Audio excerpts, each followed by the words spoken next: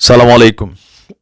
আজকে সকাল থেকে আপনার ভারতীয় গণমাধ্যম হিন্দুস্তান টাইমসের একটা নিউজ প্রতিবেদন সোশ্যাল মিডিয়াতে আমরা দেখছি। আমাদের গণমাধ্যমে এই খবরটা আসছে যে ভারতে আপনার গ্রেপ্তার হয়েছেন শেখ হাসিনা, আর গ্রেপ্তার করেছে আপনার ইন্টারপোল মানে ইন্টারন্যাশনাল পুলিশ। হিন্দুস্তান টাইমসের এই প্রতিবেদনটা এই মুহূর্তে সোশ্যাল মিডিয়াতে ব্যাপক আকারে ছড়িয়েছে। তো অনেকেরই প্রশ্ন, ঘটনার সত্যতা কি? কারণ আমরা জানি আমাদের আন্তর্জাতিক অপরাধ যে ট্রাইব্যুনাল আছে বাংলাদেশে, সেখানে শেখ হাসিনা সহ আওয়ামী লীগের অনেক নেতাদের বিরুদ্ধে এই মুহূর্তে মামলা চলমান আছে। ইভেন সরকারের পক্ষ থেকে ইন্টারপোলের কাছে একটা রেড নোটিশ পাঠানো হয়েছে, গ্রেপ্তারি পরোয়ানা জারি আছে ওনার বিরুদ্ধে। তো সেখান থেকে জনমনের প্রশ্ন যে ঘটনা সত্য কিনা। তো সেটার জন্য আগে আমাদের বুঝতে হবে যে ইন্টারপোল কি, ইন্টারপোল কি কাজ করে বা তাদের কাজের সিস্টেমটা কি। ইন্টারপোল কি জাতিসংঘের শান্তিরক্ষী মিশনের মতন কোনো একটা বাহিনী যে সারা পৃথিবী থেকে তারা কোথাও গিয়ে একটা টিম ওয়াইজ কাজ করে, নাকি আসলে এটা সিস্টেমটা আলাদা? তো পুরোটা বিষয় আজকে আপনারা একটু বুঝে নেন, ক্লিয়ারও হন। প্রথমত শেখ হাসিনার গ্রেপ্তারের যে বিষয়টা, আপনার হিন্দুস্তান টাইমসকে কোট করে যে নিউজটা আসছে, এটা মূলত গুজব। শেখ হাসিনাকে ইন্টারপোল গ্রেপ্তার করেনি, এবং কি ভারতে থাকা অবস্থায় শেখ হাসিনাকে ইন্টারপোল গ্রেপ্তার করতেও পারবে না। কারণ ইন্টারপোল এমন কোনো বাহিনী বা টিম না যে পৃথিবীর 10টা দেশ থেকে 10জন পুলিশ বা 100 জন পুলিশ একটা হেলিকপ্টার নেয়া, উড়োজাহাজ নেয়া বা পানির জাহাজে করে তারা ভারতে চলে গেল, গিয়ে তাদেরকে গ্রেপ্তার করে নিয়ে আসলো। তো আসুন দেখি আগে ইন্টারপোল কি, কেন চাইলেই ইন্টারপোল এই মুহূর্তে শেখ হাসিনাকে ভারতে থাকা অবস্থায় গ্রেপ্তার করতে পারবে না।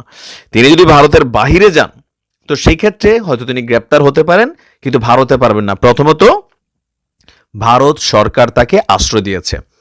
তো ইন্টারপোল কারা, এবার আসেন আপনি বাকি অংশটা এখান থেকে বুঝে যাবেন। আমরা এবার দেখছি যে ইন্টারপোল পুলিশ কিভাবে কাজ করে। তো ইন্টারপোলটা হচ্ছে আপনার বেসিক্যালি সারা পৃথিবীর যেই রাষ্ট্রগুলো আছে এদের মধ্যে অধিকাংশ রাষ্ট্রই এই ইন্টারপোল বিশ্বের বৃহত্তম একটা আন্তর্জাতিক পুলিশ সংস্থা। তো তাদের কাজের সিস্টেমটা হচ্ছে কি, এটা সদর দপ্তর এই মুহূর্তে হচ্ছে আপনার ফ্রান্সের লিওনে এটা অবস্থিত।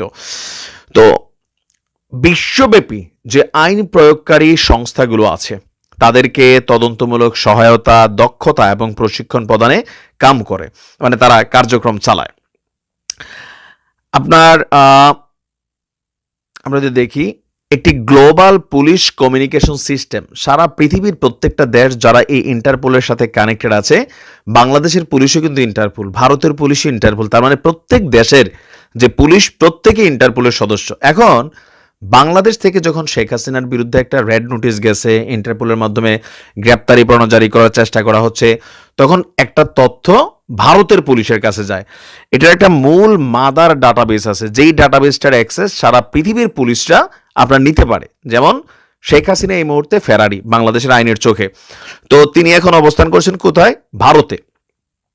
বাংলাদেশ আন্তর্জাতিক যে পুলিশিং সংস্থা ইন্টারপোলের ওইখানে একটা নোটিশ জারি করে। তো সেই নোটিশ বা একটা রিকোয়ারমেন্ট থাকে যে আমার দেশ থেকে অমুক ব্যক্তিরা পলাতক। তো ইন্টারপোল করে কি তাদের সদর দপ্তর থেকে এই চিঠিটা যেই দেশে শেখ হাসিনা এই মুহূর্তে আছেন সেখানে ফরওয়ার্ড করে দেয়, মানে ভারতকে ফরওয়ার্ড করে দিছে।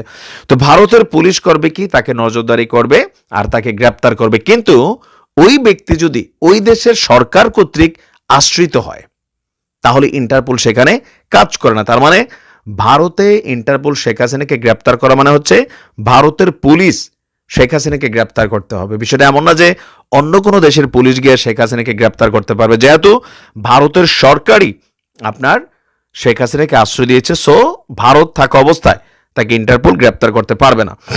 এখন আমরা যদি দেখি যে ইন্টারপোল একটি ডেটাবেস সরবরাহ করে যা পুলিশ বিশ্বব্যাপী অ্যাক্সেস করতে পারে। এই ডাটাবেস সারা বিশ্বের পুলিশকে অপরাধ প্রতিরোধ তদন্তের জন্য অ্যাক্সেস দেয়।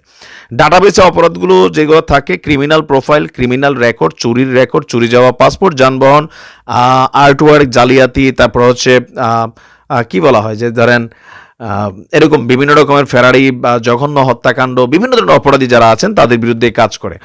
তো এটা আসলে বিশদ একটা আলোচনা, আমি খুবই সংক্ষেপে আপনাদেরকে বোঝানোর চেষ্টা করছি যে ইন্টারপোল চাইলেই ভারত থেকে শেখ হাসিনাকে গ্রেপ্তার করে বাংলাদেশে আনতে পারবে না, যদি না ভারত সরকার স্বেচ্ছায় শেখ হাসিনাকে ফেরত না দেয়। তো গুজবে গুজবে কাটাকাটি চলছে ফেসবুকে এই মুহূর্তে।